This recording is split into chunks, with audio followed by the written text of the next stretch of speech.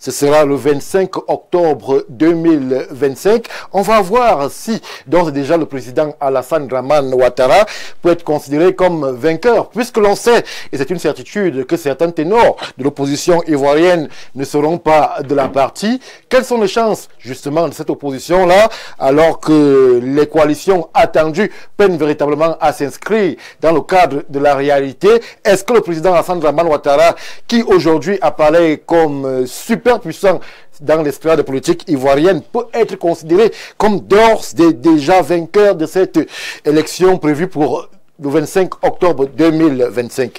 On reviendra au Cameroun puisque c'est la grande actualité et on ne peut pas y échapper sur la présidentielle qui justement va être sur le projecteur, va être l'objet de nos réflexions, va être très attendu au Cameroun avec deux acteurs, trois même, qui font l'actualité. On va parler justement de ceux-là qui parlent au nom du Grand Nord. On parle du président Belobouba Maïgari, on parle de Issa Chiroma Bakari, deux acteurs, deux poids lourds qui font le jeu politique du côté du Nord. On s'interroge, est-ce que sans eux, le président Paul Biya, qui est le président sortant, peut gagner cette élection-là? Lorsqu'on connaît le poids politique du Nord, justement, dans cette élection présidentielle, est-ce que sans ces deux acteurs, Belobouba Maïgari et Issa Chiroma Bakari, le président Paul Biya, qui lui aussi est en lice et qui est candidat sortant, peut parvenir à remporter cette élection présidentielle prévue pour le 12 octobre 2025. Une fois que je l'ai dit,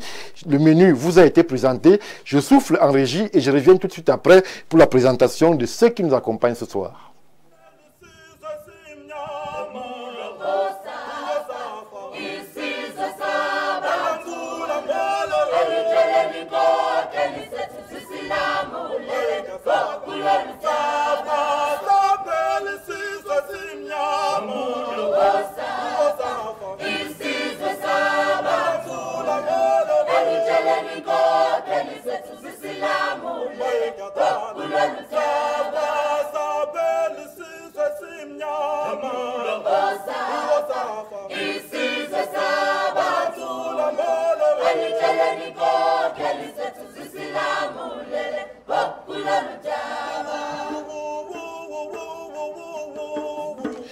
Retour sur le plateau de Oulu Africa, je l'ai dit, pour nous accompagner ce soir. Nous avons sur ce plateau notre quasi invité permanent, Timothée Essomba Abena, à qui nous disons bonsoir, mais surtout bienvenue. Bonsoir Stéphane Barga, bonsoir à nos millions de téléspectateurs. Ma fraternité chaleureusement exprimée à mes copanélistes. Mon bonheur est heureux d'avoir une fois de plus été associé à cette agape vespérale qui nous permet d'échanger très cordialement sur les grandes questions africaine.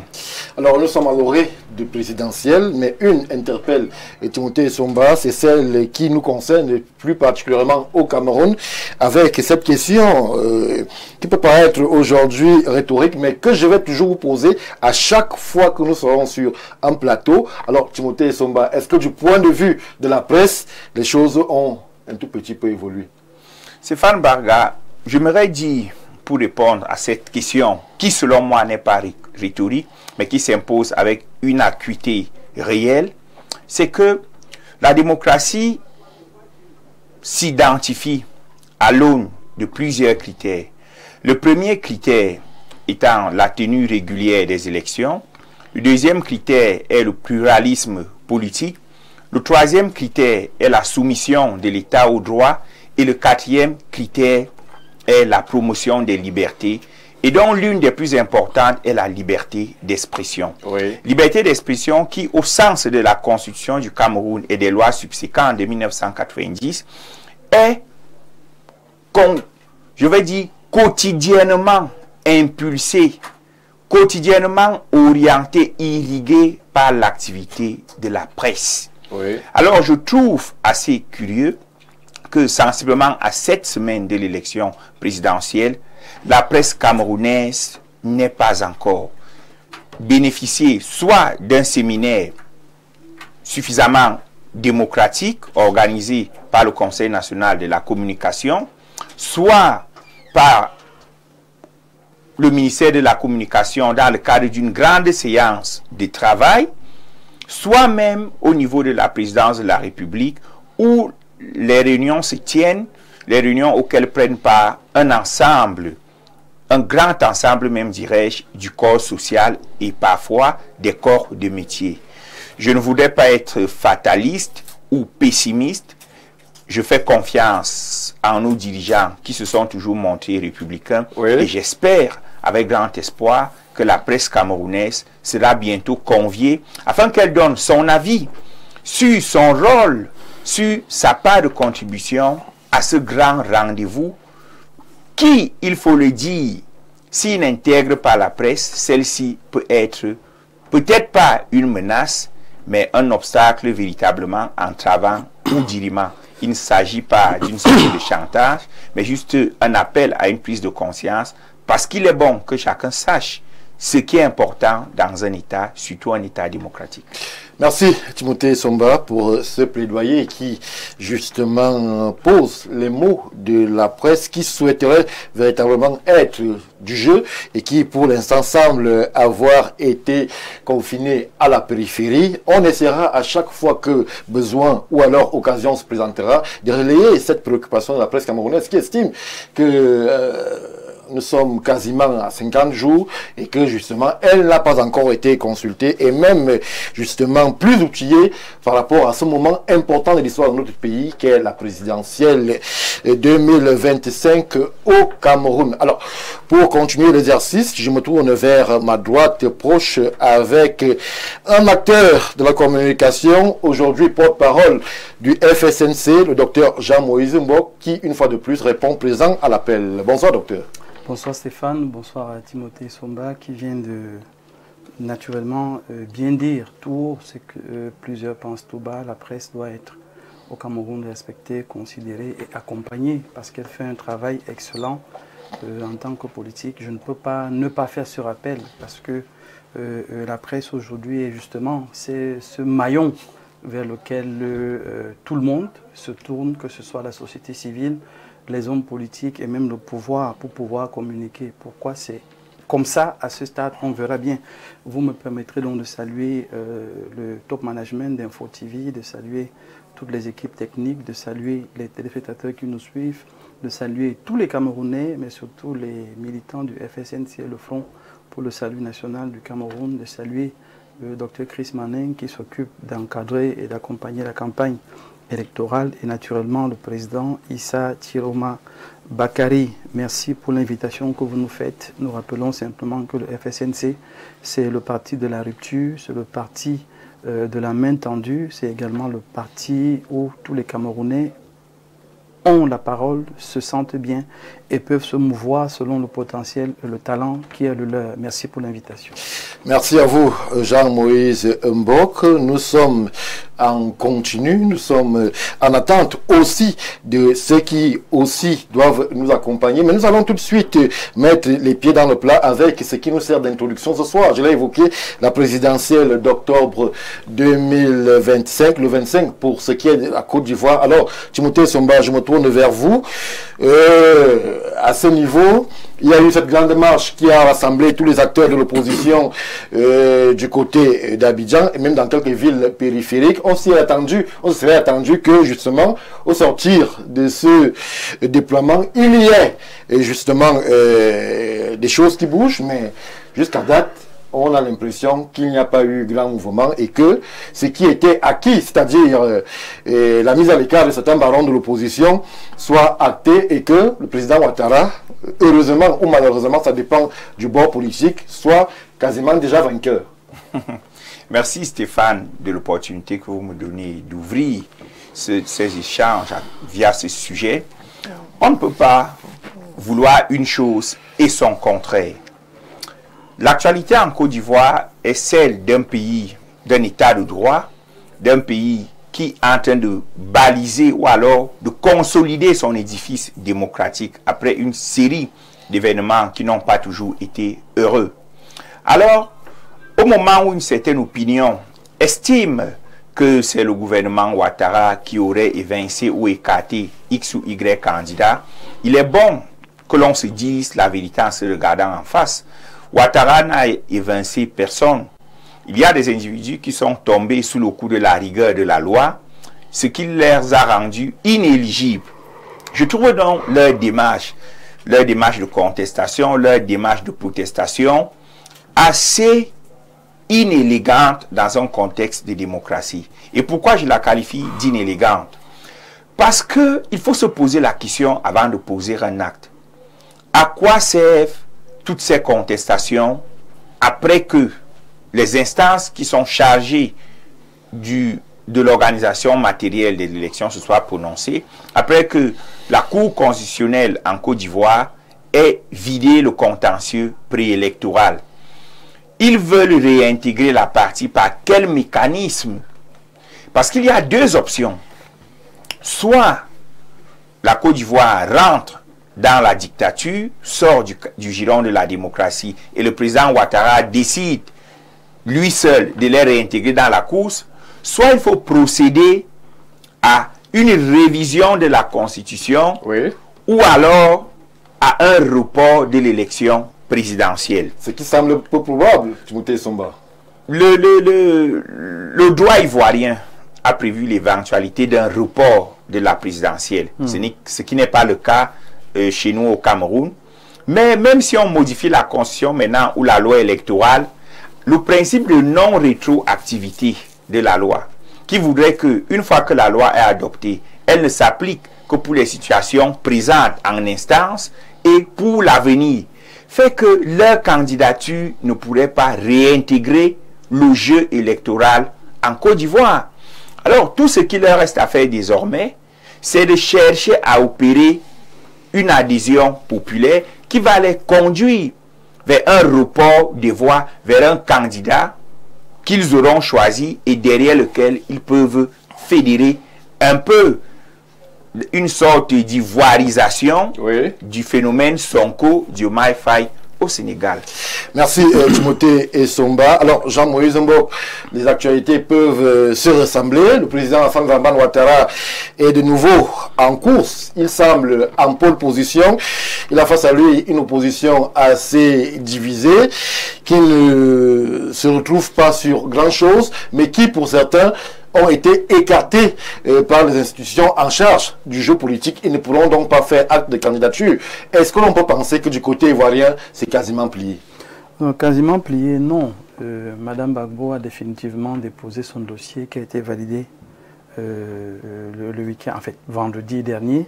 Donc, c'est bien le signe que c'est un potentiel élément qui peut fédérer justement les autres qui ont été mis de côté avec la cause qu'elle poursuit.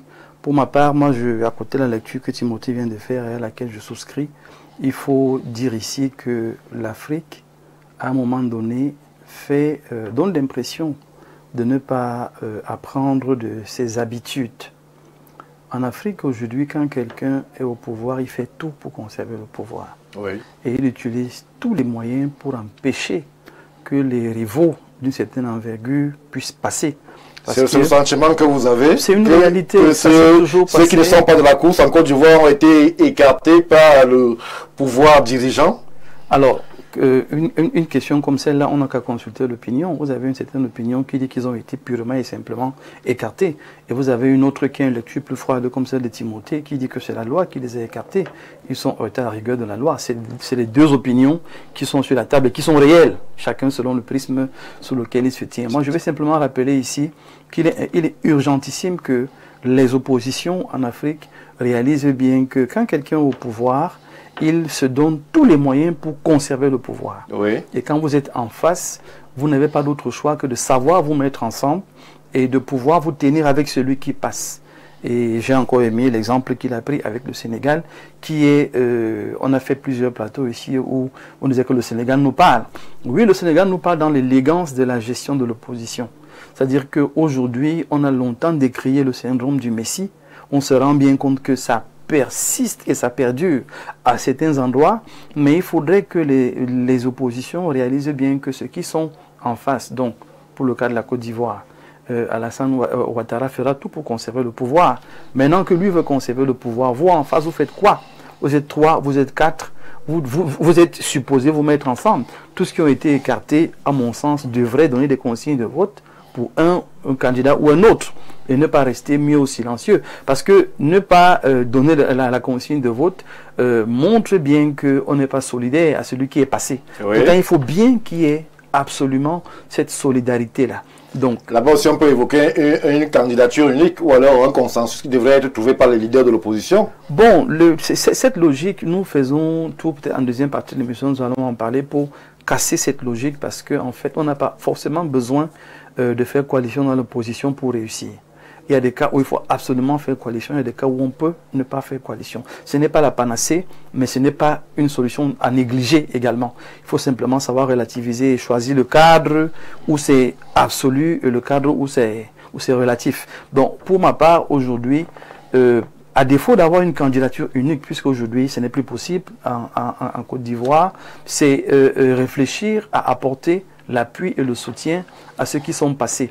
Mais la vraie question aujourd'hui, c'est le sentiment des Ivoiriens, c'est la réalité socio-économique.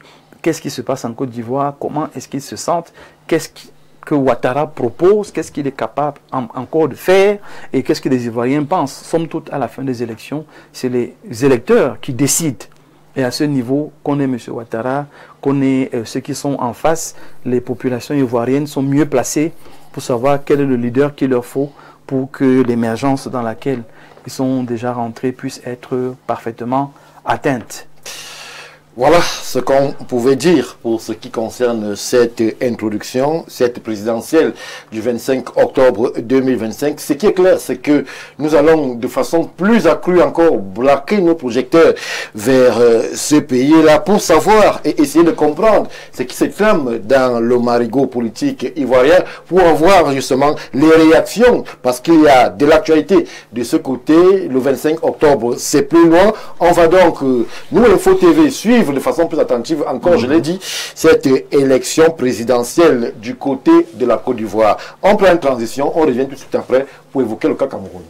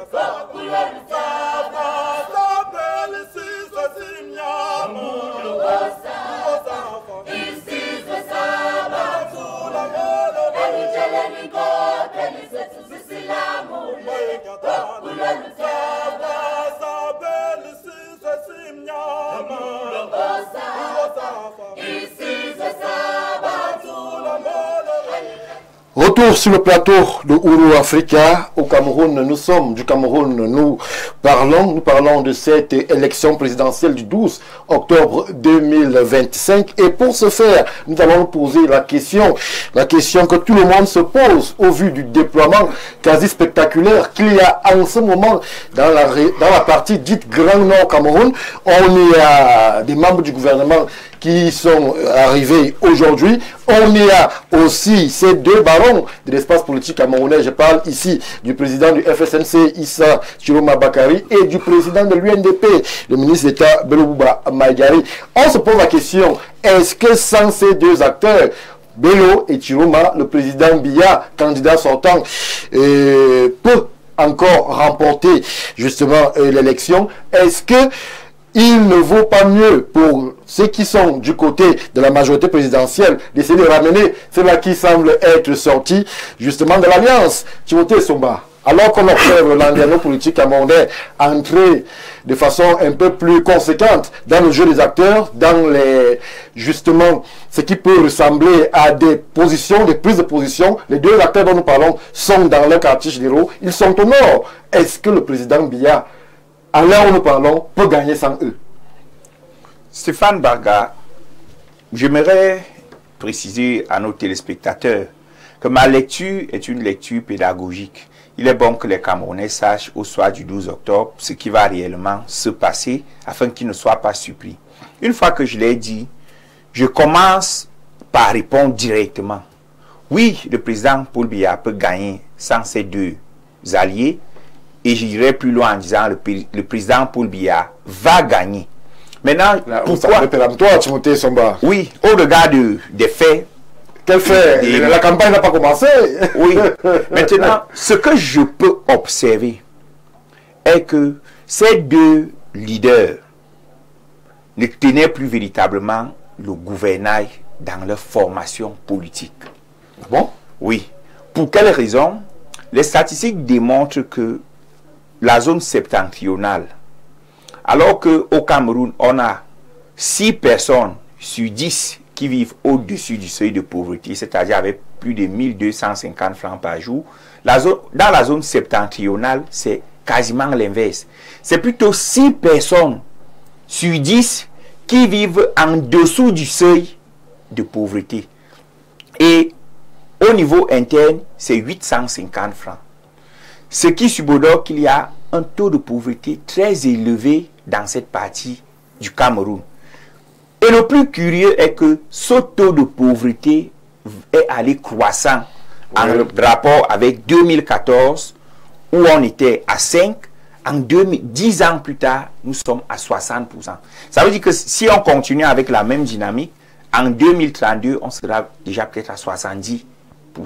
Il y a beaucoup de pauvreté. Oui, les raisons sont davantage conjoncturelles, avec la crise sécuritaire et davantage même elle, qui a démobilisé les populations, dépeuplé les villages en créant une dépossession des activités de certains, surtout des activités agro-pastorales de certains acteurs. Face à cette montée de la pauvreté, les populations se posent des questions vis-à-vis du renouveau. Vous voyez donc que ces deux leaders qui sont comptables de la gestion du renouveau étaient à un moment donné en carence d'explications face à la pression de leur base. Oui. Nous sommes alliés, mais regardez les conditions dans lesquelles nous vivons. C'est cette pression de la base qui a donc poussé ces deux à sortir du gouvernement. Mais je constate quelque chose, c'est que eux aussi étaient déjà des alliés encombrants.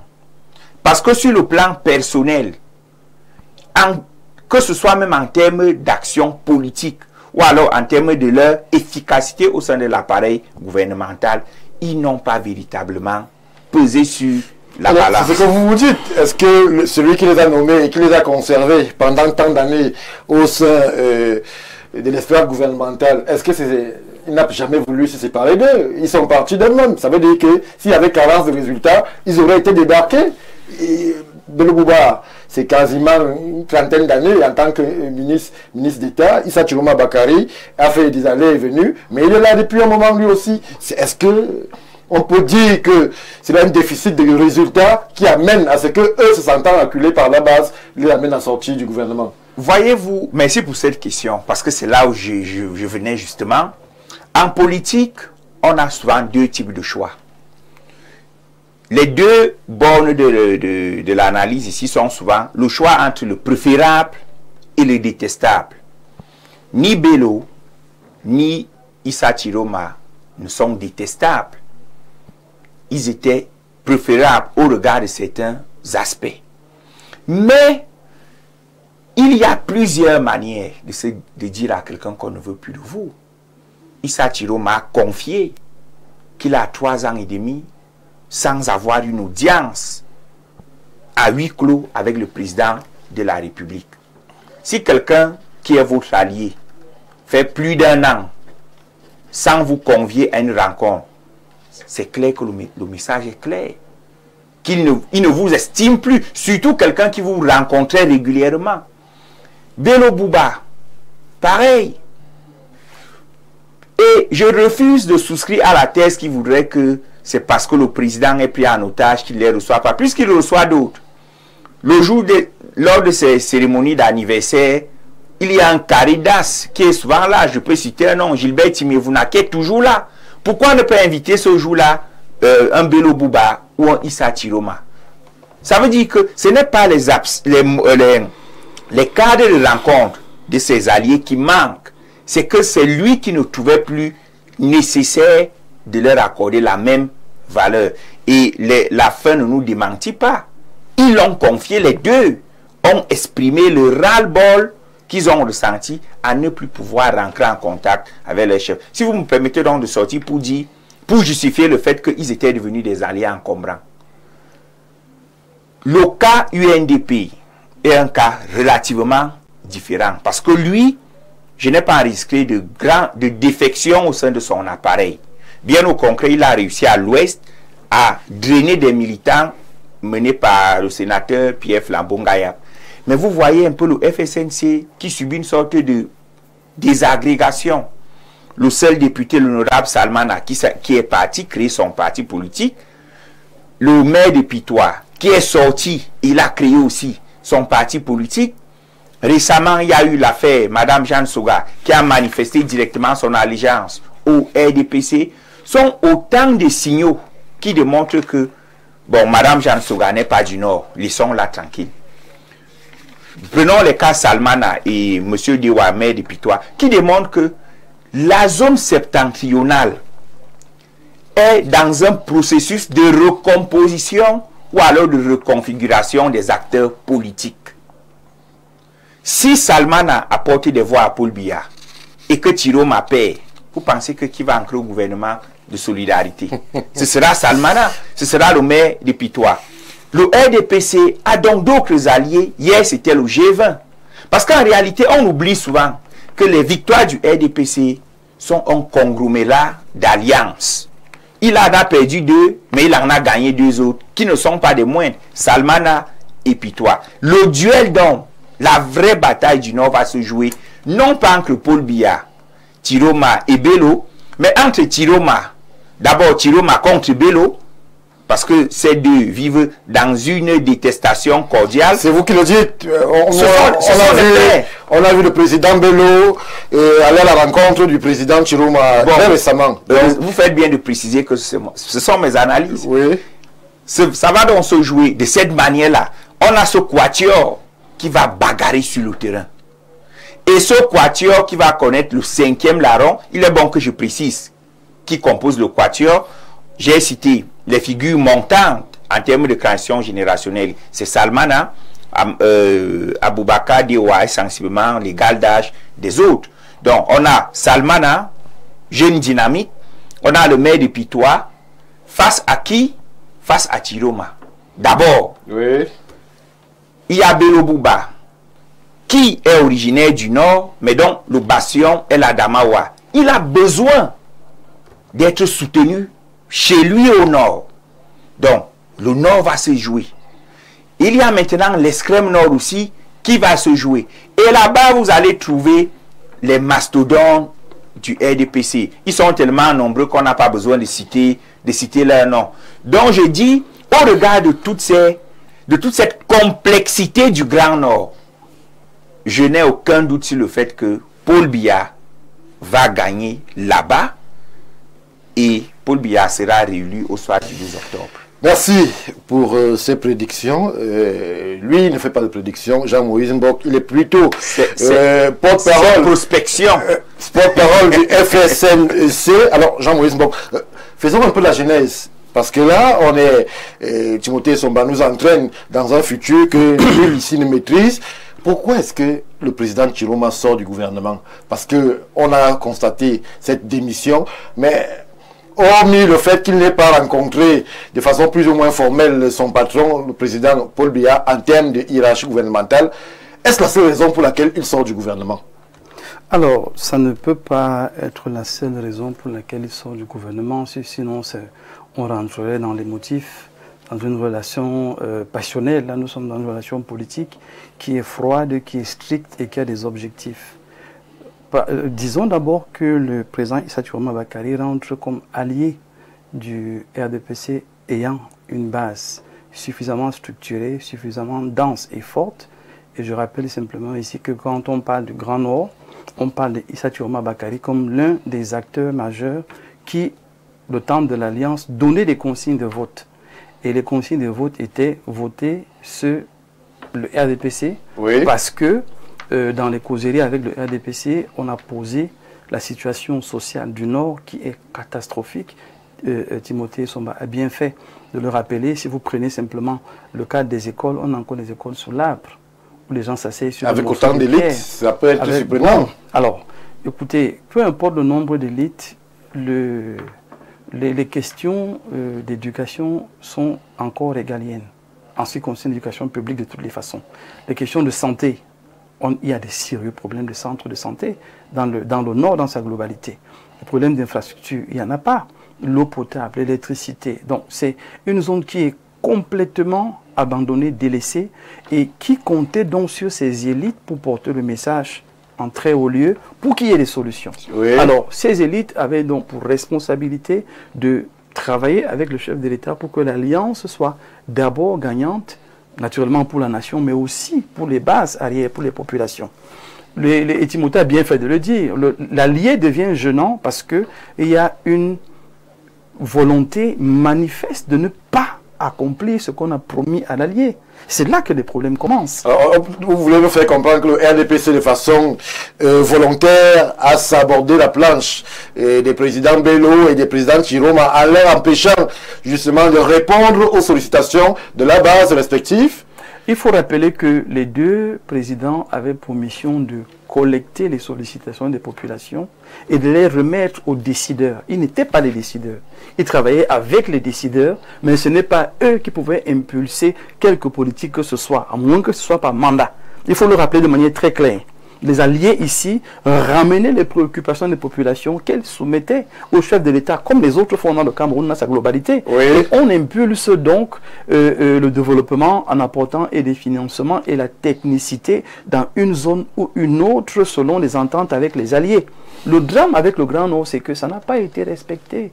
Plusieurs fois, ça n'a pas été respecté. Vous n'avez qu'à faire un tour de ce côté. C'est-à-dire qu'aujourd'hui, il faudrait qu'on soit suffisamment sérieux pour se dire quand même que c'est aussi le Cameroun et on doit prendre en compte les revendications qui y sont faites. Alors, les deux poids lourds dont on parle aujourd'hui, Issa Chiroma et Bello Bouba Maïgari, ils sont aussi comptables de cette décrépitude que tout le monde reconnaît sur ce plateau du Grand Nord. Si ils ont fait autant de temps dans le gouvernement, ça veut dire aussi, eu égard au ministère qu'ils ont eu à diriger, à gérer, ils pourraient aussi être comptables justement de cet état de choses. Quand vous suivez le président Issa Chiroma Bakary, il a rappelé qu'il a continué de croire et d'avoir espoir en M. Biya, sachant que ce qu'il lui a demandé, il l'avait promis de le faire et il allait le faire.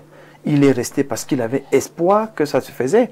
Vous vous souvenez quand même qu'ils sont, lui particulièrement, est rentré plusieurs fois à la base pour expliquer à la base patienter parce qu'il y a tel type de problème, il y a tel type de défi, mais ça va être fait. Attendez, il y a tel challenge, il y a tel problème, mais ça va être fait. Les populations du Nord ont compati avec tout ce qui se passe dans le Nozo. On leur a demandé d'attendre, elles ont attendu. Les populations du Nord, qui sont même les principales victimes de Boko Haram, ont compris qu'il y avait des défis, qu'il y avait des challenges. Mais bizarrement, pendant que certaines zones restent totalement enclavées, d'autres se développent. Il y a donc lieu de se poser des questions. Quand vous avez des problèmes de route, vous avez des problèmes des hôpitaux, vous avez des problèmes d'école, les enseignants ne viennent pas, vous avez des problèmes d'eau, d'électricité, et il n'y a même pas d'industrie ou de grandes factories qui permettent d'employer les jeunes. Bon, la question de la pauvreté devient un problème sérieux. La question de la santé, du bien-être même des populations. Regardez les inondations, on en a souvent parlé ici, oui. Elles sont à répétition. Mais qu'est-ce que ces leaders pouvaient faire si ce n'est remonter l'information et solliciter des solutions? On a donc l'impression au FSNC particulièrement que le président Biya s'est fermé à rencontrer notre président parce qu'il ne voulait plus entendre ses doléances. Et il n'avait pas l'intention de les gérer. C'est pour ça qu'on est un peu surpris de voir cette déferlante d'autorité dans le Grand Nord pour essayer de donner l'impression qu'on est avec eux. Mais ces populations demandent quoi? C'est que leurs conditions changent. As-tu des informations? Ces populations demandent des solutions. Le ministre de la santé, la décentralisation, la Ngambami aussi. Moi, j'ai envie de dire que vous croyez vraiment que ces populations sont dupes? Au point où elles vont faire comme ceux de Yaoundé qui acceptent les routes qu'on est en train de rembler à gauche et à droite et en présentant ça comme la solution. Non, ce n'est pas la solution. Les populations ont des vrais problèmes. Les populations ont des réels challenges. Les leaders qui se sont retirés ont constaté que le président de la République du Cameroun ne voulait plus écouter les doléances et n'avait pas l'intention de résoudre ces problèmes. Donc, je suis d'accord avec la lecture de M. Timothée Somba qui dit que c'était une façon volontaire, bien pensée, de vouloir les mettre de côté, de ne pas les écouter parce qu'ils devenaient gênants, mais gênants par leur doléance qu'ils posaient tout le temps pour les populations. Donc il faut rappeler aujourd'hui que ces leaders, et notamment le président de FSN est un leader proche des populations, qui a passé le temps à consulter les populations, et pour arriver à la décision de partir, il a quand même fallu que les populations disent on en a marre. Oui. Si vous voulez nous ramener le RDPC qui a promis et qui n'a jamais rien fait, nous ne sommes plus avec vous. Donc il avait le choix et il l'a dit. Qu'est-ce que je devais choisir? Mon bien-être ou celui du peuple? J'ai choisi le bien-être du peuple. C'est donc comme ça que voilà l'objet de la démission du voilà l'objet de la démission. Ce n'est pas parce qu'il ne voyait pas le président Biya. Mais lui-même l'a dit, c'est lui-même qui l'a dit. Mais, écoutez, les populations vous posent les doléances. Vous, dans l'Alliance, c'est vous qui apportez les doléances sur la table. Sinon, on ne vous reçoit plus, on ne vous écoute plus. Vous devez rendre compte aux populations que je n'ai plus accès à celui qui peut changer vos situations. Donc, comme je n'ai plus accès à lui, je ne sais pas qu'est-ce que demain va être. Et vous vous souvenez que son meeting avant sa démission, oui. Il a dit « Je ne donne plus de consignes de vote ». C'était un message qu'il passait à son allié.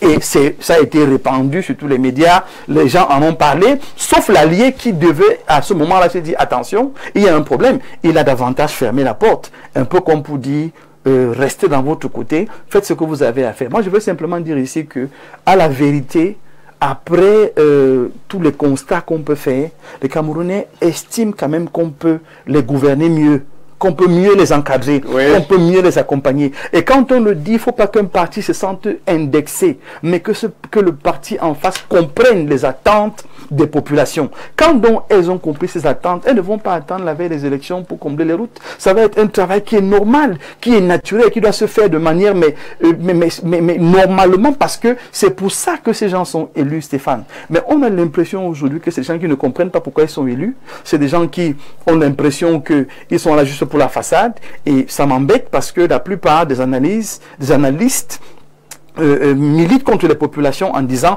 non, ils vont passer les doigts dans le nez parce qu'en fait, on ne tient pas compte de la souffrance des populations, mais on devrait plutôt mettre ces leaders mal à l'aise de manière à ce que, même s'ils sont reconduits demain, qu'ils comprennent que c'est le peuple qui a le pouvoir, ce n'est pas eux qui ont le pouvoir. Et je vais sortir donc en rappelant à mon frère Timothée que le FSNC n'a pas qu'un seul député. Faut que Charman est parti, on a encore 2. Merci. Donc, il ne faut pas avoir l'impression que c'était la fin du monde. C'est pas la fin du monde. Nous continuons d'évoluer. Le FSNC est debout. Le FSNC travaille sereinement. Je vous ai dit que dans ce parti, il y a des doublons en tout. Merci. Quand le principal est parti, l'intérim continue. L'intérim continue. Bonsoir, monsieur le modérateur. Alors, votre invité n'est pas suffisamment informé de l'actualité politique. Salmana est chassé de son village natal d'Argala et excommunié de la ville de Maroua, où il est élu député de la nation. De même pour Dewa Apitois. Salmana et Dewa ne peuvent jamais faire le poids face à Issa Chiroma et Bello Bouba. Leur assise politique repose purement et simplement sur ces deux figures emblématiques qui leur a façonné. C'est signé Amou, bienvenue. Merci. On va essayer de prendre d'autres réactions comme elles arrivent au pif. Bonsoir à vous sur le plateau.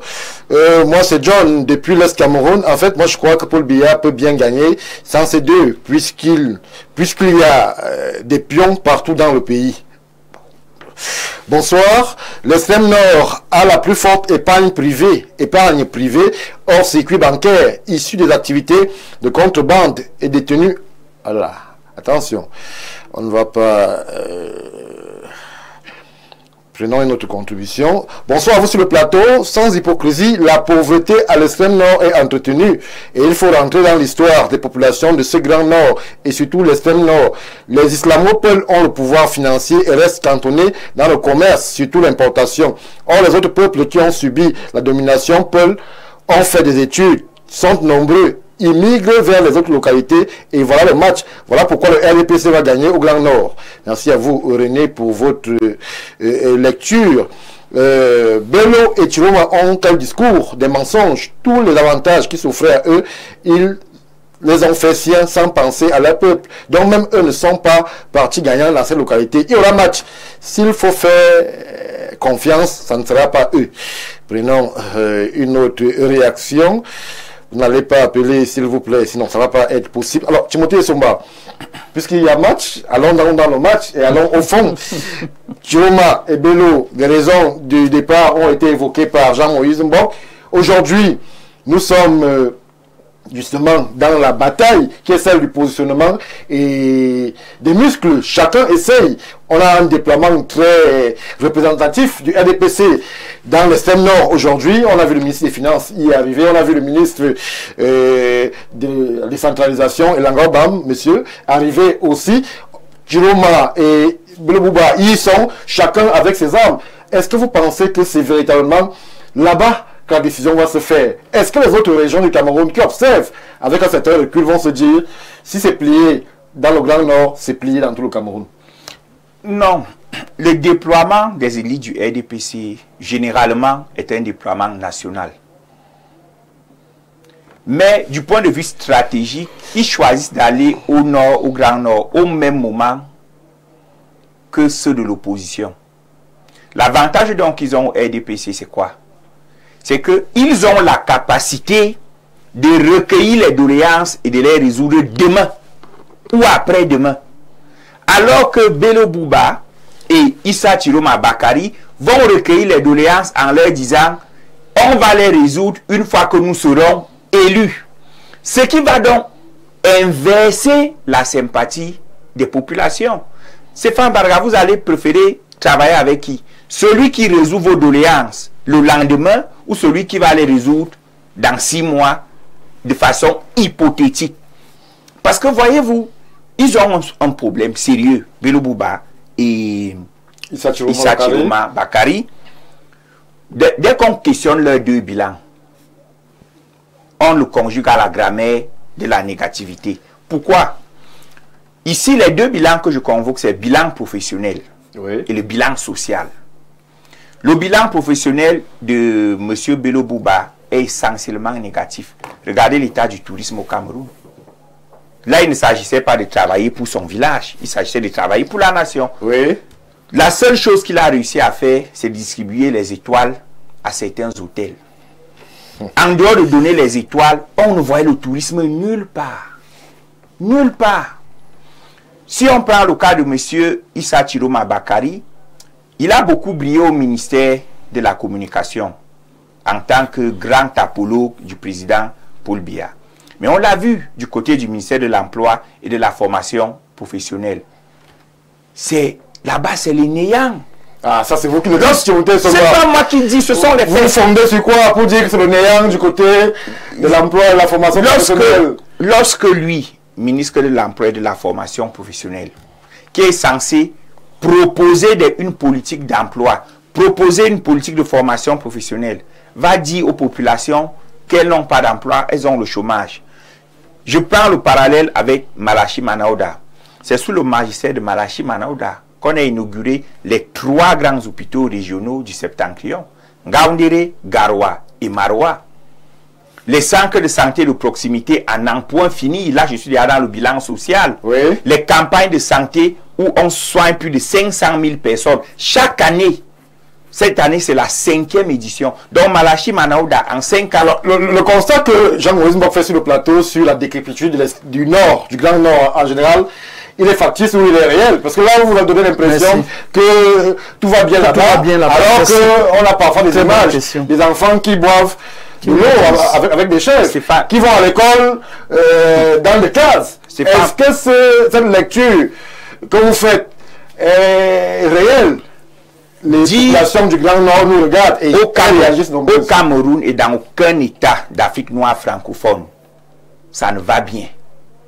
Ne donnons pas l'impression que ça va mal au Cameroun parce que le Cameroun est l'enfer. C'est faux. Citez-moi un seul pays d'Afrique noire francophone où ça va. Vous ne répondez pas à la question. Est-ce que ça va au Nord? On fait le bilan. Nous étions quoi avant, nous sommes quoi aujourd'hui? Sous, je pense, les 10 dernières années, la seule université du Septentrion, c'était un Ngaoundéré. Aujourd'hui, tout le Septentrion est couvert en université et en IPES. Vous voyez un peu, ça veut dire que l'enseignement supérieur connaît un boom là-bas. L'aéroport de Garoua, qui était en quasi-déliquescence, a été rénové à la faveur de la CAN.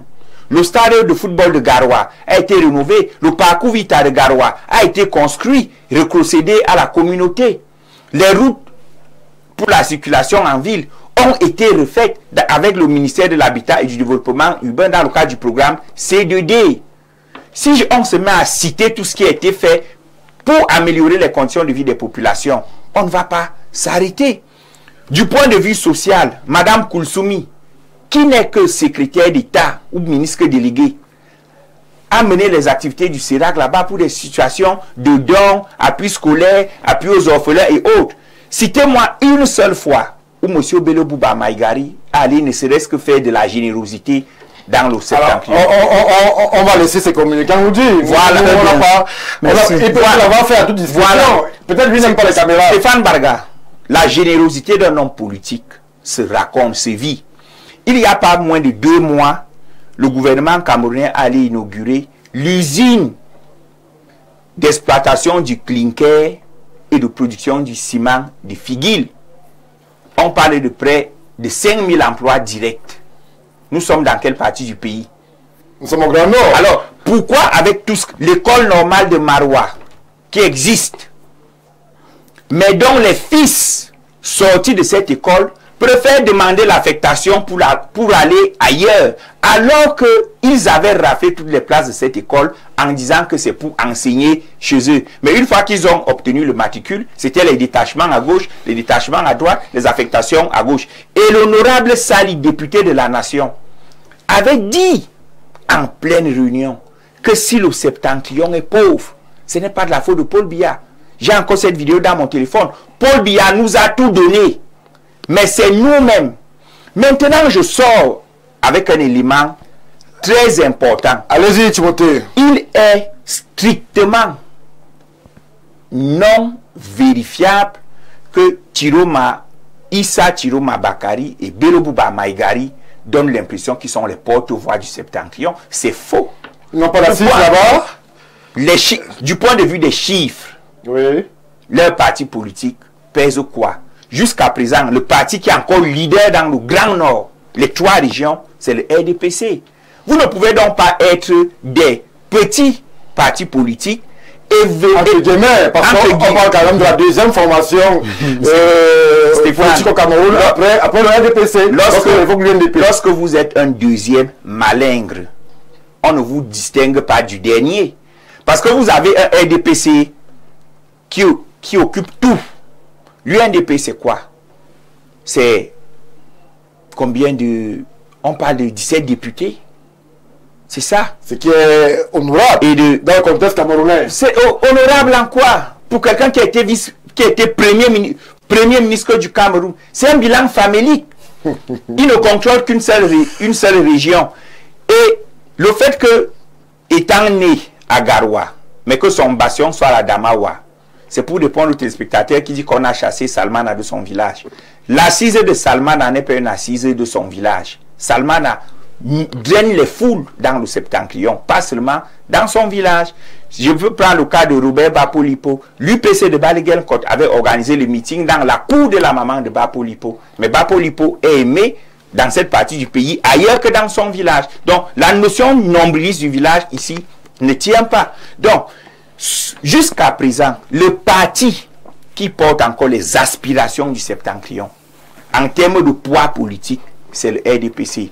Les deux partis-ci ont bastionné des espaces, ils ont ce qu'on appelle des zones d'influence, ils ont des fiefs, mais ils ne peuvent pas, jusqu'au résultat de la présidentielle, s'ériger en porte-voix de la situation du septentrion. On fait parler, et ceux qui nous regardent, ils sont nombreux. Bonsoir le panel. Écoutez, le président Chiroma est le candidat le plus sérieux pour ceux qui en doutent encore. Wait and see. C'est M. Epo Adjibombari qui, justement, a réagi. Bonsoir le panel. Tout le monde, sauf le président du RDPC. 43 ans, c'est trop. J'ai inscrit tous mes enfants sur les listes électorales. Merci. Le temps de la campagne viendra où vous aurez l'opportunité de réagir. Bonsoir Stéphane. Une chose est sûre, sauf erreur de ma part, Timothée devrait revenir au meilleur sentiment. Même dans son village, ils ne vivent pas bien.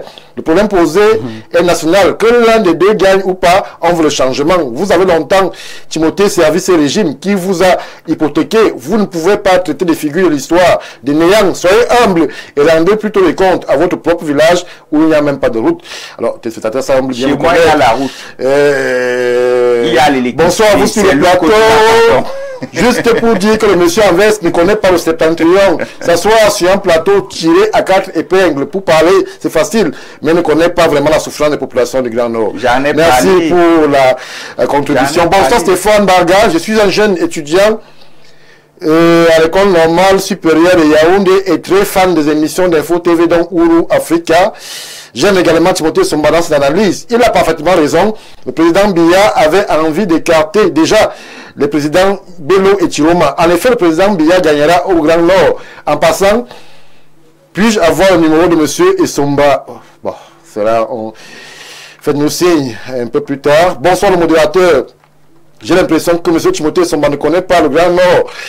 Le Nord ne se limite pas seulement dans la ville de Garoua. Il faut aller à Bajouma, il faut aller à Chifil, il faut aller à Bapla et autres pour définir ce qui se vit au Grand Nord. Merci. Merci à vous pour la contribution. Alors, si en même temps vous appelez, ça ne va pas être possible. Permettez-nous d'interagir avec vous. Il y a beaucoup à cher monsieur Mbok, Chiroma est un mauvais politicien.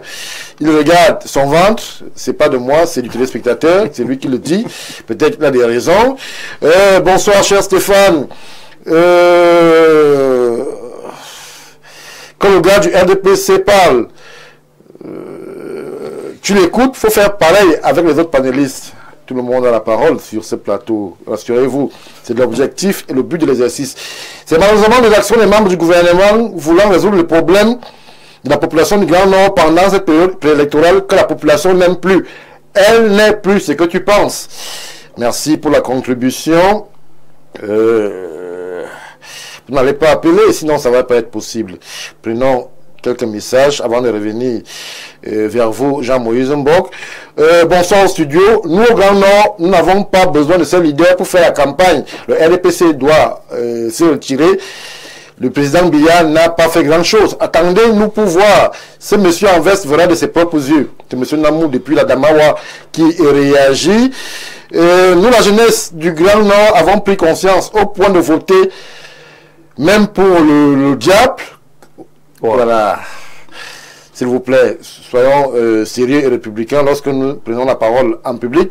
Bonsoir le panel. Vous parlez du Nord. Il y a quoi dans le centre, en gros dans l'Ombam, et qu'il y a un vieux arrondissement, pas de médecin, avec un grand secrétaire, s'il vous plaît. Nous parlons pour l'instant, pour ce qui est de ce soir, du Grand Nord, de Issa Chiroma et de Bello Bouba Maïgari face à leur ancien allié Paul Biya. Bonsoir le plateau. Dites à l'envoyé du RDPC qu'il ne se base pas des chiffres des années entières que le régime a verrouillé le Grand Nord. Merci à vous, Fred. Merci pour la contribution. Alors, Jean-Maurice, bon, sinon, on ne ferait que lire les messages. Je préfère me tourner vers vous pour justement revenir sur un aspect qui semble être la principale pierre d'achoppement. Aujourd'hui, alors que les dynamiques veulent se créer ici et là, pourquoi est-ce que on a vu les leaders Issa Chiroma Bakari et justement Bello Bouba Maïgari se rencontrer? Pourquoi jusqu'ici on n'a pas eu le retour de cette rencontre? Nous sommes quasiment à 50 jours de la présidentielle. Pourquoi est-ce que la coalition qui est souhaitée ici et là de ces deux leaders, la fusion entre guillemets, peine à être présentée? Est-ce que ils vont aller chacun dans son appareil sans écouter les Camerounais qui souhaitent une coalition, ou alors ils gardent le meilleur pour la fin et peut-être dans quelques semaines, dans quelques jours, on va nous annoncer que justement le président Bello et Issa Chiroma vont faire front commun contre l'allié d'hier qu'est le RDPC. Ils gardent le meilleur pour la fin. Et je le dis de manière péremptoire. Le RDPC ne gagnera pas dans le Grand Nord. Je le dis encore de manière péremptoire. Issa Chiroma Bakari est le prochain président du Cameroun. Je le dis de manière péremptoire.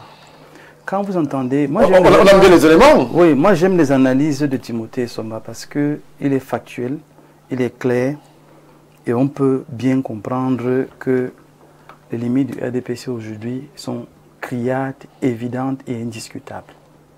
Vous croyez vraiment que les gens à qui vous avez promis depuis 20 ans que vous allez leur apporter le changement, vous ne le faites pas? Et vous venez pendant la campagne pour dire on a le pouvoir de changer et ils sont idiots, ils vont vous suivre parce que c'est vous qui avez les leviers. Non, ils vont certainement vous dégager parce que ça fait longtemps que vous avez promis, vous ne réalisez pas. Vous voyez, le problème dans ce pays, et je prie vraiment qu'on arrive à ça, quand les populations crient, ayons l'humilité de les écouter. Ne cherchons pas à dire on a fait sans que ces populations ne ressentent directement cet impact dans leur vie. Il faut à un moment donné que ce gouvernement comprenne que une de ses fautes, c'est ça. L'absence de communication réelle, comme aime souvent dire M. Dr Vouna, que je salue ici. Le peuple profond n'a aucune communication réelle avec les gouvernants. Ils vont vous créer des hôpitaux régionaux, ils vont vous dire voilà, on a résolu le problème de santé. Mais allez à Dargala, allez dans l'arrière-pays. Oui. Il n'y a même pas un médecin. Il n'y a pas de route. Il n'y a pas de pirogue. Votre hôpital régional que vous avez fait là, on y arrive comment? Donc vous voyez qu'en fait, on pose des actes pour se moquer des gens et non pour apporter des solutions. L'hôpital régional peut être une moquerie, Jean-Maurice Boxer. Non mais c'est fan. Le téléspectateur a dit qu'il faut me laisser parler. Il faut me laisser parler. Permettez que je parle. Il n'y avait rien avant, c'est la faute de qui? Vous amenez une infrastructure qui est inaccessible pour quelques personnes de la population, c'est la faute de qui? Vous voyez donc que si ces gouvernants écoutaient les plaintes des populations, on passerait du temps à trouver des solutions et à résoudre les problèmes. On a plus l'impression qu'on vient aujourd'hui faire un bilan qui n'a rien à voir avec les larmes et les pleurs des populations. Quand les femmes meurent encore devant les hôpitaux parce qu'elles ne peuvent pas être admises pour accoucher normalement, on n'en parle pas. Parce que ce n'est pas nos femmes. Ce n'est pas les femmes de ceux qui envoient les femmes accoucher en Europe. Quel est le problème dans ce pays où les gouvernants se comportent comme si c'était un supplice que les populations qui les ont élus viennent vers elles poser des problèmes? Et vous entendez comment les Camerounais parlent. Allez à Bonac, c'est la même chose. Allez à Ezeka, c'est la même chose. Allez à Tchékos, c'est la même chose. Allez dans tout le Cameroun, ces mêmes problèmes sont posés sur la table. Pourquoi ces gens ne veulent pas comprendre une fois pour toutes que le dialogue social est indispensable pour pouvoir continuer? Revenons maintenant dans le Grand Nord. C'est des gens qui ont compris, qui ont réalisé et qui l'ont dit, notamment au président Issa Chiroma Bakari, que nous ne voulons plus du RDPC. Si vous voulez continuer avec lui, on votera une autre personne. Et l'autre personne, c'est celui qui viendra nous parler un langage de franchise et celui qu'on connaît et qu'on voit. Monsieur Issa Chiroma Bakari, dans pratiquement tous les villages, les départements déjà dans le nord et l'extrême nord, les forages, il en fait constamment. Parce que les populations, quand elles viennent poser des problèmes, on se dit, mais un forage, on est dans les 4-5 millions. Pourquoi ne pas trouver un moyen et résoudre le problème?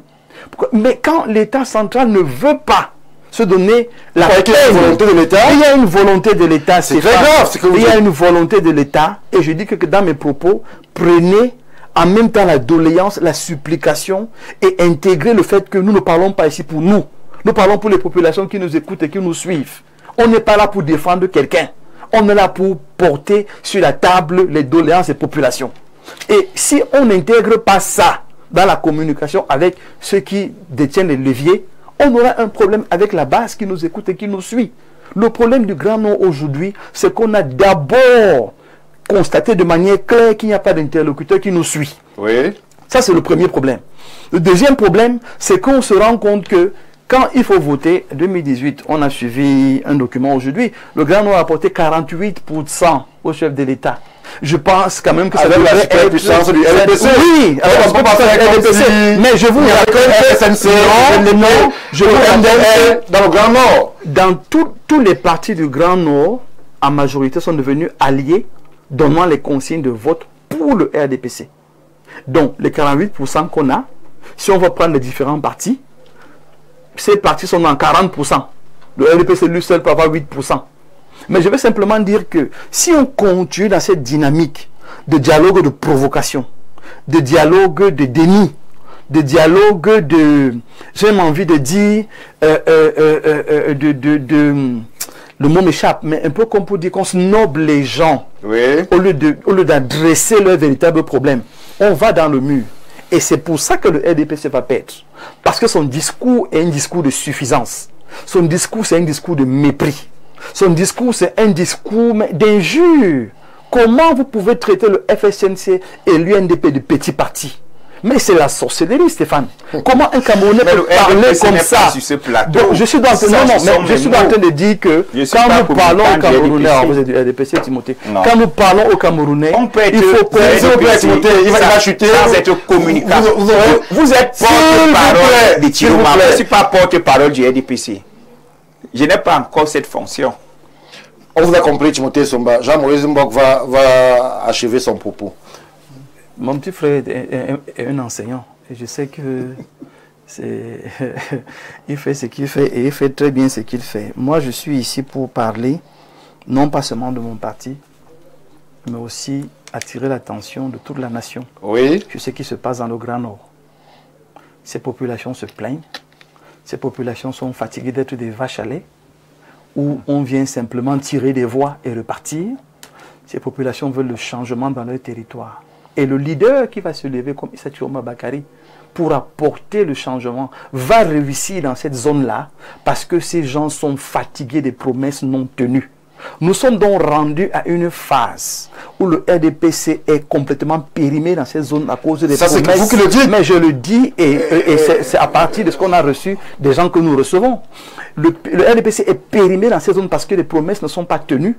Et aujourd'hui, ils veulent un leader qui non seulement va promettre qu'on peut mettre à l'essai, au test et qui a l'obligation morale parce que ces gens-là l'ont porté à ce niveau de performance. Issa Thioma Bakary aujourd'hui a l'obligation morale de se tenir pour ces populations et c'est ce qu'il fait au quotidien. C'est pour ça qu'on va gagner dans cette zone-là. Merci, merci. Alors, on va essayer de relayer une ou deux contributions. On ne pourra pas... Parce qu'il y en a des millions quasiment. Alors, soyons sérieux. Donc, si un enseignant du Nord se retrouve au Sud, il fuit sa région. Non, contrôlez votre langage. Nombreux sont ceux qui sont au Sud et cherchent enfin à revenir dans le Nord. Tu parles des universités, mon Dieu. Les étudiants fréquentent où? Ce que tu vois à la télé, c'est l'école normale supérieure. Les autres écoles et facultés, ce n'est pas à dire. Non, ne parle plus de choses que tu ne connais pas. Certainement, tes spectateurs s'adressent à Timothée et Somba. Le RDPC a oublié la fonction première des dirigeants, être au service du peuple. Cependant, le RDPC n'est pas responsable de la misère du Grand Nord. Vous avez des élites pour ça. Merci pour la contribution. Bonsoir à tout le panel. On souffre énormément dans ce pays. Il n'y a pas de route. pas d'eau dans le nord. Il faut un renouveau. Et faites attention à Maurice Kamto. Alors, je ne sais pas d'où est-ce que le nom du professeur apparaît ici. Bonsoir Stéphane. Personne n'aimerait encore vivre. C'est que nous avons vécu depuis 43 ans de règne. Car aujourd'hui même, celui qui n'a jamais vu l'image du président Biya jette son dévolu sur lui. Lors d'une mission dans un village d'Extrême Nord, j'ai eu que mes yeux pour pleurer parce que des populations n'ont pas accès aux nécessités premières, l'eau, la route, sans oublier la lumière qui est un luxe. De grâce, Timothée, sans procès d'intention, dis ce que tu as au fond de toi, sans hypocrisie. Que le Cameroun... Je préfère ne pas relayer la suite. Bonsoir, je suis le porte-parole des Camerounais d'en bas et je voulais nous dire que nous sommes actuellement fatigués du renouveau. Je suis un enseignant et je vous jure que 98% des enseignants et personnels sanitaires, voilà, on ne va pas faire de commentaires tendancieux. Et le temps de la campagne viendra, cher monsieur, chère dame. Bonsoir, je suis Alain Nyama depuis Yaoundé. Pour moi, Bello et Chiroma ne sont pas sérieux. Après 40 ans de complicité avec ce même gouvernement dont ils portent critique, ils ne peuvent pas se jouer de nous.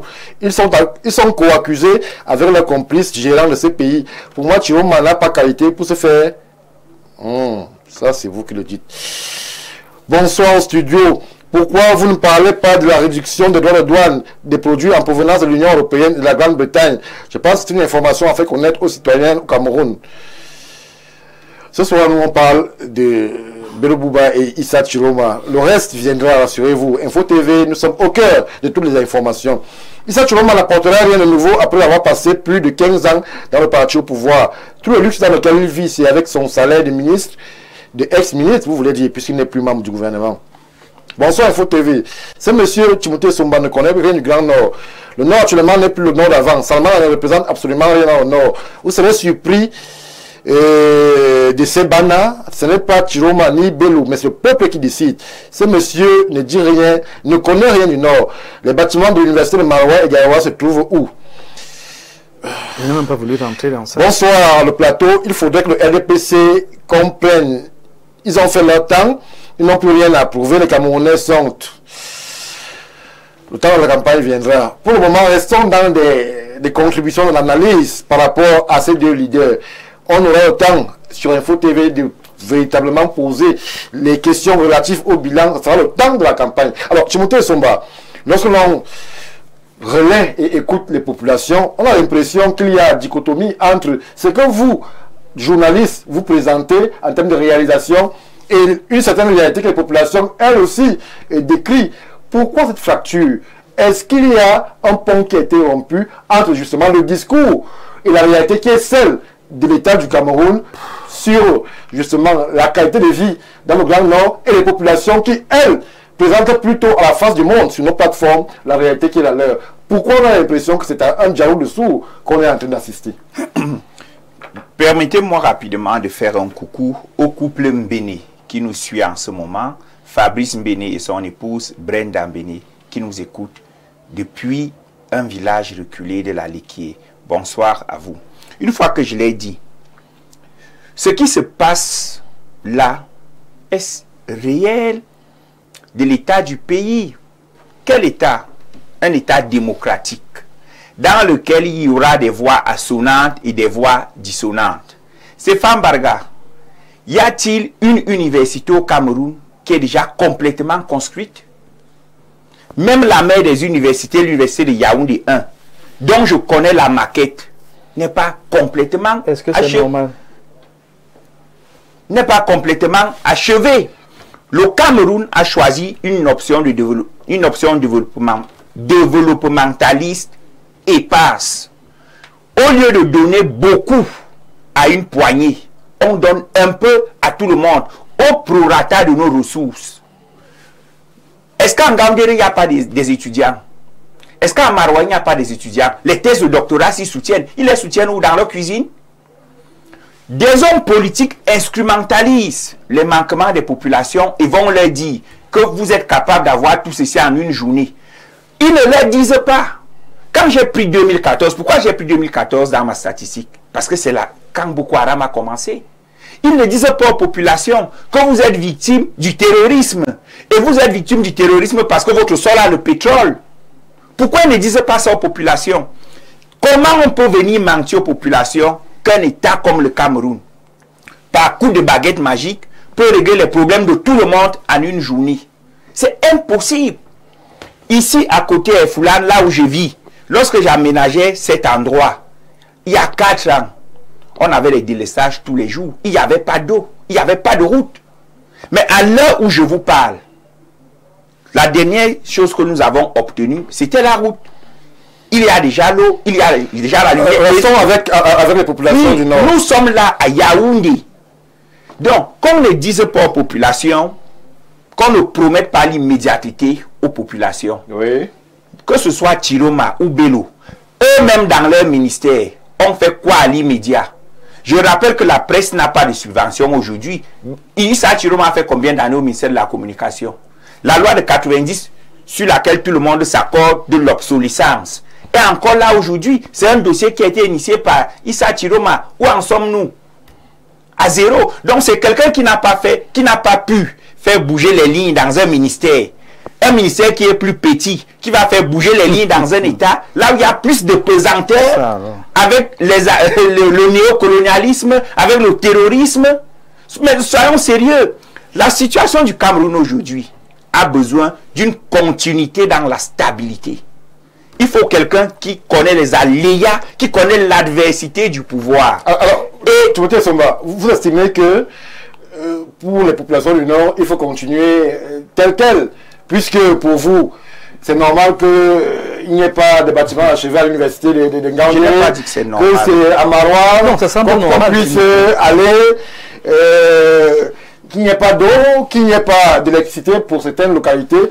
Alors, est-ce que les populations qui se plaignent ne sont pas en droit de réclamer un mieux-être, d'autant plus que la formule désormais connue semble aujourd'hui être en pointillé. La fille aînée du renouveau. Est-ce que la fille aînée du renouveau est en train de tourner le dos justement au patron, au porteur de vision du renouveau? Elle ne peut pas le faire pour une raison. Alors qu'on voit Chiroma avec un déploiement spectaculaire au nord.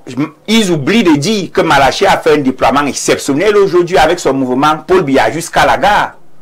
Mon reporter sur le terrain vient de m'envoyer les éléments que je peux montrer à la télé. Chiroma et Bello, même dans le Grand Nord, ne pèsent pas. Il faut le dire. Ils ne pèsent pas. Peut-être qu'ils vont peser à l'issue de cette élection. Mais à l'heure actuelle, ils ne pèsent pas. Et on ne peut pas dire que le gouvernement n'écoute pas les populations du Nord. Sinon, à l'entame de l'émission, vous-même vous avez dit que plusieurs ministres sont à l'heure actuelle au Grand Nord. Mais ça peut être une démarche opportuniste. Stéphane Baga, avec des relents politiques. Chiroma lui-même, pourquoi il va dans son village lancer la campagne? C'est du nombrilisme, c'est du communautarisme. Pourquoi Chiroma et Bello ne vont pas lancer... On n'a pas encore lancé la campagne. Pourquoi non, nous sommes déjà en campagne, il faut le dire. Légalement, nous ne sommes pas en campagne, mais factuellement, nous y sommes. Nous sommes en pré-campagne. Pré-campagne n'est pas prévu dans la loi, c'est campagne. Dès que vous enlevez pré-campagne, c'est campagne. Dans le français. Oui, voilà. Pourquoi Chiroma et Bello ne vont pas à l'Est? Pourquoi Chiroma et Bello ne vont pas dans l'Union Ekele? C'est prévu. Ils vont commencer où? Là-bas. Ça veut dire quoi? C'est de l'opportunisme également en surfant sur les manquements. Mais ils oublient. Et je continue de vous dire, on est parti d'où? À où? En moins de 5 ans, vous avez eu 3 hôpitaux régionaux et 3 universités. Sans compter les centres de santé de proximité avec le rehaussement du plateau technique. Quand vous dites les populations là, il faut dire les militants de Chiroma et de Bello. Parce que les populations qui suivent Ibrahim Talba Mala, qui suivent Moussa Ousmane ou de l'AER, qui a électrifié plus de 120 villages au soleil, qui suivent Malachi Manouda, qui a amélioré, qui a valorisé les hôpitaux. On est parti des centres de santé à des hôpitaux de district et autres, et avec la couverture santé universelle, qui en 5 ans a soigné près de 3 millions de personnes gratuitement. Vous pensez que ceux-là qui bénéficient des produits du renouveau vont dire ce que ces téléspectateurs disent? Non. En démocratie, il y a le pour, il y a le contre. Et je vous ai dit dans ma première parole qu'il y a le détestable et le préférable. À l'heure actuelle, dans le Grand Nord, Paul Biya n'est pas le détestable. Paul Biya est le préférable. Parce que lui peut changer ce qu'il y a au Nord en 2 jours. Mais il faut dire une vérité aux populations. le Grand Nord serait déjà beaucoup plus loin s'il n'y avait pas eu le terrorisme Boko Haram. Et le fait que les candidats, les 12 candidats, bon, Paul Biya, lui, ne s'est pas encore exprimé, que les 11 candidats qui s'expriment déjà et qui savent qu'il faut faire la cour à l'électorat du Nord ne mettent pas un accent sur la question de la sécurité, moi, me laisse un petit goût amer. Parce que c'est le nœud du Grand Nord, la gestion de la question sécuritaire. Merci. Alors, on va dire à ceux qui nous pressent de relayer la contribution que ça sera quasiment impossible. Nous avons atteint la barre des 700. Je ne sais pas comment on relaie 700 messages en télévision. Jean-Moïse. Bon. Alors, bonsoir Info TV. Le monsieur en veste noire doit savoir que ni Chiroma ni Bello, Bouba, on ne veut personne parce que c'est Biya qui les a fabriqués. On ne sait pas si c'est vrai. Et quand ce monsieur te fabrique, on ne le vomit pas. Mais ça ne sera pas non plus président Biya. Nous, Camerounais, nous sommes proches d'une surprise. Merci à vous, Wilfried de Damas. Bonsoir, comment allez-vous? Vraiment, je suis très content d'écouter la situation du pays dont vous parlez, mais franchement, un candidat, celui du renouveau, est... Nous ne sommes pas encore en campagne. Pas de commentaires tendancieux, chers messieurs, chères dames qui nous écrivez. Bonsoir les panélistes. Merci beaucoup pour ce débat. Mieux l'évolution ou la continuité dans la stabilité. Belle pensée de l'intervention de monsieur. Mais si chaque région, département, arrondissement revendique, on va commencer à construire chez qui? Mieux dire la vérité aux Camerounais. Mieux parler de la gestion du pays et trouver les moyens pour le mettre sur pied. Merci pour la contribution qui n'est pas signée. Bonsoir Stéphane. Tu es un journaliste sur les traces de tes aînés pour qui j'ai beaucoup d'estime. De grâce, dites à votre confrère Timothée qu'un journaliste fait des analyses sans porter des propos injurieux à l'endroit des figures, mais alors des figures de l'histoire politique du Cameroun. Un journaliste ne s'emporte pas pour donner sa position telle qu'on le constate. Il peut bien se renseigner sur les positions qu'il ignore. On ne sait jamais, c'est peut-être que c'est un positionnement. Ne me faites pas la leçon. Merci. Bonsoir, c'est Baldé depuis Douala. Dites à ce monsieur en veste, on ne veut pas de la continuité, on veut parler de paix sans justice. Il préfère ne pas relayer le reste. Monsieur Timothée Somba, bonsoir le plateau. Il sera difficile pour le LPC de gagner cette fois-ci. La souffrance de Pantillon est réelle. Mais il va gagner. Le peuple a ouvert les yeux. Nous souhaitons un autre gouvernement. À vaincre sans péril, on triomphe sans gloire. On va gagner. On va s'arrêter là. Je vous donne d'abord l'opportunité de réagir sur ce qui a été dit par Timothée Somba, le journaliste, qui n'est pas mandaté par le RDPC. Il faut le préciser. Lorsqu'il prend la parole sur ce plateau, on peut s'interroger.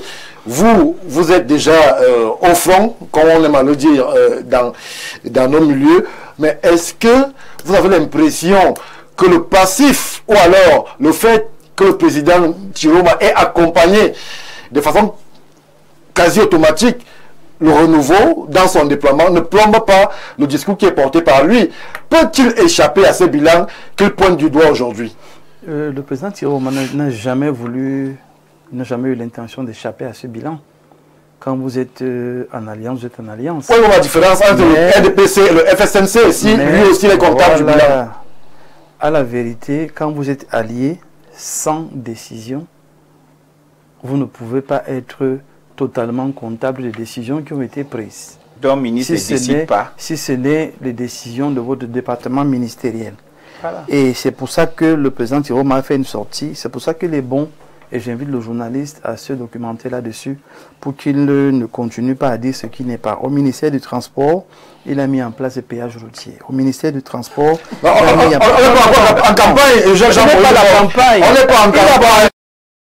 Ministre Chiroma, il a dit qu'il n'a rien fait. Je veux donc dire qu'en tant que ministre, voilà quelques des éléments qu'il a fait. On connaît le crash de l'avion Baka-Pungu. C'est ce que les Camerounais retiennent du Chiroma au ministère des Transports. Ça, c'est vous qui le dites. De l'autre côté, que ce soit au ministère de la Communication, que ce soit au ministère de l'Emploi, la formation professionnelle, il y a un document qui est commis avec le bilan qui est clair que je vais vous envoyer. Aujourd'hui, nous sommes dans une réalité qu'il faut intégrer. Et si on ne l'intègre pas, je suis d'accord avec le téléspectateur qui a dit qu'on va être surpris. On va être surpris parce qu'on se rend compte qu'on a en face de nous des gens qui étaient censés nous gouverner dans un sens, mais qui sont en train de vouloir nous imposer leur logique leur point de vue en disant que ce que vous voyez là, vous ne voyez pas bien. Jean-Maurice, moi j'ai une question simple. Quelle est aujourd'hui la frontière, ou bien pour parler simplement, la différence entre le FSNC et le RDPC, puisque le président Chiroma a été acteur de ces différents gouvernements, il a parfois pris fait et cause pour le champion du RDPC. À quel niveau il se démarque du RDPC, puisqu'aujourd'hui il dit regretter certaines de ses décisions, il dit justement réfuter un certain pouvoir qui lui était conféré ou imputé, il dit beaucoup de choses. À quel moment est-ce qu'il se distingue, qu'il y a ce distinguo entre lui, Chiroma, ministre de la Communication, par exemple, ministre des Transports aussi, ou alors plus récemment à l'emploi et la formation professionnelle, et Chiroma, le démissionnaire du FSNC qui ambitionne de renverser le champion du RDPC. Chiroma Bakary, président de FSNC, a mis d'abord sur la table le premier point qui est la rupture. Et la rupture totale, ça veut dire que voilà le bilan qui a été fait, je me désolidarise, je me mets de côté et je veux travailler pour le peuple. Donc, c'est d'abord la rupture. Ça, il faut que ce soit clairement dit, complètement intégré. Pourquoi il part? Parce que les engagements mutuels qui avaient été pris, les siens n'ont pas été pris en compte, donc il n'a pas pu atteindre les objectifs qui ont même fait l'alliance. Donc il y a eu à son sentiment de la trahison, il y a eu à son sentiment le refus de coopération sereine et franche. Il amène donc la rupture pour dire moi je voulais travailler, on m'a empêché de travailler, maintenant je veux travailler directement en tenant le levier pour faire la différence. Mais il n'a pas fait un an, Jean-Maurice Mok, il était à la communication, il a fait un nombre d'années bien précis et il était au ministère de l'Emploi. Est-ce qu'il a fallu faire quelques ans au gouvernement pour se rendre compte que le partenaire en face n'était pas sérieux? Votre question est très intéressante. La gouvernance au Cameroun doit totalement changer. Parce que voilà un état où le ministre, finalement, vous vous demandez s'il est l'autorité décisionnaire ou s'il est l'autorité participative à la décision. Parce que peu importe le ministère et les ministres qui sont là savent de quoi je parle. Peu importe le ministère que vous gérez, vous êtes toujours obligé de vous référer à X ou à Y pour la décision finale. Oui. Ce qui fait que la majorité des ministres actuellement ont un sérieux problème et de transmission et de coudées franches et n'arrivent pas à faire ce qu'ils doivent faire. Et c'est le même problème qui va être posé aux autres ministres. Parce que il y en a, Dieu merci, votre question est intéressante. Vous avez dit que ce soir, c'est vous qui faites le débat. Votre question est intéressante parce qu'il y en a qui ont des faveurs de ceux qui facilitent la décision et d'autres qui ne l'ont pas. Mais vous voyez, une fois de plus, notre invitation au FSNC, et c'est ça qui nous donne de savoir qu'on a la capacité d'accompagner ce peuple, c'est qu'au moins on écoute les populations et on travaille pour les populations, pas pour les relations, pas pour les copinages, pas pour les préférences. Aujourd'hui, le FSNC, c'est le parti de la rupture, c'est le parti de la transition apaisée et pacifique, c'est le parti qui décide d'amener le Cameroun dans un cap, dans une vision qui est présentée dans le document qu'on va présenter pendant la campagne. Et il faut donc rappeler ici que pendant que les autres sont en train de refuser d'écouter ce que les populations disent, au FSNC, nous passons le temps à écouter les doléances et les préoccupations des populations. Quelle est la différence? La différence est d'abord à ce niveau. C'est qu'on écoute les vrais problèmes des gens. Vous savez, en 2018, j'ai fait une formation avec la Banque mondiale où on parlait des projets, du montage des projets, et il était clairement dit qu'un des problèmes dans ce pays, c'est le montage et la pertinence des projets. Parce que très souvent, on monte des projets qui ne cadrent pas avec le besoin des populations dans une zone donnée. Juste pour dire qu'on a fait. Mais on finit de faire le projet, on le cite parmi les projets de développement, mais en fait, les populations directes n'en bénéficient pas parce qu'elles n'ont pas été consultées, ni les chefs, ni les responsables, ni les élites, pour que le projet soit mené jusqu'au bout. Il faut aujourd'hui écouter les Camerounais, écouter les besoins des gens. Oui. Si les gens ont besoin d'eau, et vous venez leur apporter, je ne sais pas moi quoi, une salle de fête, est-ce que c'est ça qui est le besoin de ces populations-là? Si les gens ont besoin des routes, et vous venez dire que, bon, à 10 km de vous, on a placé un panneau solaire là-bas, on va voir comment ça va éclairer, ou un stade de football. Il faut un dialogue entre les populations et les gouvernants, et c'est ça que nous apportons en nouveauté au FSNC. Merci. Alors, Timothée Somba, on est quasiment vers la fin, malgré le torrent de contribution qui nous parvient de nos téléspectateurs. Merci encore. Nous sommes véritablement au top ce soir. Timothée Somba, Issa Chiroma Bakary, Brebouba Maïgari peuvent être absous de ces bilans négatifs qu'ils sont en train de présenter de la part du régime du renouveau? Ils ne peuvent pas être absous parce qu'en tant que ministre, ils ne se sont pas distingués. Moi, tout de suite, je peux donner 3 noms de ministres qui se distinguent. Les ministres de l'eau et de l'énergie se distinguent. En quoi? Les ministres de la santé se distinguent. Les ministres de l'enseignement supérieur se distinguent. Parce que lorsque il accède au magistère, pour le cas du ministère de l'enseignement supérieur, le Cameroun, c'est 5 universités. Aujourd'hui, le Cameroun en a 11. 11 qui se sur la question posée. Les ministres qui se distinguent, c'est pas ce qui vous intéresse ce soir. Voilà, c'est pour dire quoi? Lorsque vous êtes un membre du gouvernement, vous pouvez vous distinguer. Et le peuple sait identifier les gens qui se distinguent. Issa Chiroma Bakari s'est fait distinguer comme étant le meilleur laudateur du président Paul Biya. Ça, c'est connu. Ces vidéos sont là. Bello Bouba s'est distingué comme étant le plus inerte des ministres sous Paul Biya. Ils ne peuvent pas être absous. Et le docteur Mbok dit quelque chose de très paradoxal tout à l'heure. En même temps, il dit que Issa Chiroma n'avait pas le pouvoir de décision. En même temps, il veut dire ce qu'il a fait. Comment celui qui ne décidait pas a fait pour faire des choses? Il décide. Les ministres au Cameroun décident. Mais il y a des ministres paresseux, il y a des ministres aristocrates qui ne bossent pas. On parlait de coût des populations. Le ministre d'État, secrétaire général de la présidence de la République, vient de recevoir combien de délégations au palais? Les Lamibés, les Lamibés y étaient. Lorsqu'on reçoit des chefs traditionnels, on a reçu qui? On doit recevoir 30 millions de Camerounais au palais de l'unité. Même l'Assemblée nationale ne peut pas contenir les 30 millions de Camerounais. Nous sommes dans une démocratie représentative. Ça veut dire que les communautés se font consulter à travers leurs représentants. Lorsque le président de la République fait recevoir une délégation de l'AMIB, ils viennent parler de quoi? Si ce n'est des doléances des populations. Lorsque le président de la République reçoit les évêques, pour vous, ils sont coupables comme les autres, ou alors complices comme les autres. Le Cameroun n'est pas un échec pour qu'on cherche les coupables et les complices. Le Cameroun est un pays en construction. Mais au Cameroun, il y a des gens détestables et il y a des gens préférables. À l'heure actuelle, Chiroma, comme Paul Biya, les 12 candidats sont préférables. La preuve, leurs candidatures ont été retenues. Mais s'il faut les noter par ordre de pertinence et de compétence, ces deux-là, comme un téléspectateur l'a dit, ne cochent pas pour moi les cases qui nous garantissent un avenir meilleur s'ils arrivaient au pouvoir. On aura peut-être le temps. Merci. Je pose une dernière question à Jean-Moïse Mbok. La question qui fait peur à tous les Camerounais qui veulent bien vous accompagner. Jean-Moïse Mbok, Issa Chiroma, on le connaît. Je ne vais pas dire laudateur, mais soutien du régime.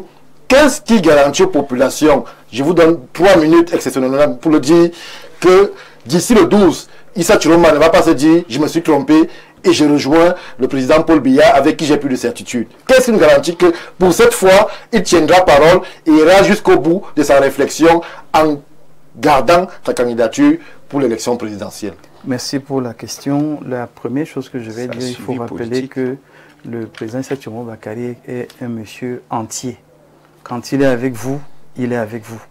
Quand il ne l'est pas, il ne l'est plus du tout. Il avait dit qu'il serait avec Biya jusqu'à la mort. Et la mort était la rupture du dialogue. Mais Biya vit encore. La mort, c'était la rupture du dialogue.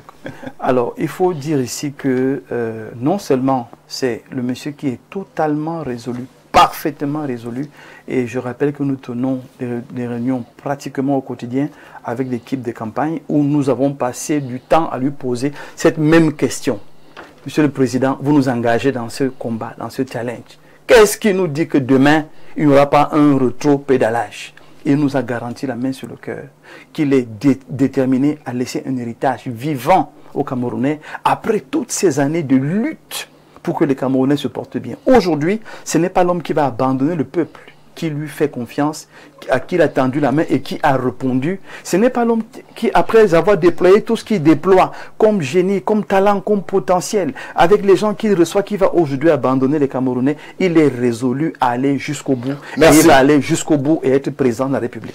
Merci Jean-Moïse Mbok. Timothée Somba, le temps est achevé. Le temps est achevé. 30 secondes. 30 secondes net. Je vais dire, en termes de parcours, Issa Thilo Marseille, il a trahi à Idjo, il a trahi Bello Bouba. C'est vous qui le dites. Son parcours est erratique, fait de cri-crise. Il ne peut pas être la garantie des Camerounais. Merci. On aura le temps de la campagne et le temps justement du déroulé vers le 12 octobre pour observer si ces personnages, ces leaders, ces barons, ces gros caïmans du marigot politique camerounais sont dignes de confiance. C'est aux populations d'en juger. Nous, on va vous dire merci. 1000 fois merci de nous avoir accompagnés durant ces 1h30 de direct. Nous sommes quasiment à plus de 3000 messages sur Info TV. C'est de l'habituel puisque nous sommes suivis par les Camerounais. Merci une fois de plus et rendez-vous prochain lorsqu'il sera 21h à Yaoundé au Cameroun pour une autre édition plus suivie encore de Ouro Africa.